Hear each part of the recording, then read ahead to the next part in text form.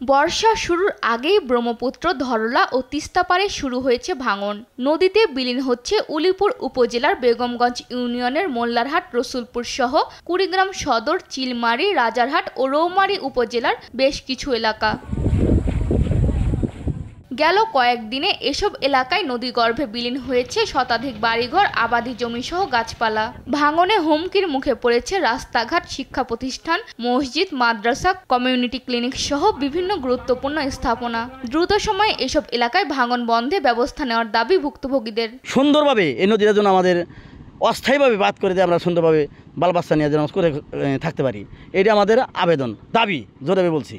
আমি নদী 4 বার ভাঙলো বাড়ি, টানতে টানতে এই পর্যন্ত আইছি, আর কদ্দূর যাবো? আর এর মুরা জমি টমি আমার নাই। নদী বাগানে খুব আমার আছে, জমি জমা কিচ্ছু নাই। একবারে হাত বাঁধা গা বসে রয়েছি, মানুষের আস্তে আস্তে করে রয়েছি। ভাঙতে ভাঙতে ইউনিয়নের 80% ভাঙে নদীর গর্ভে চলে যায়, আর মাত্র 20%।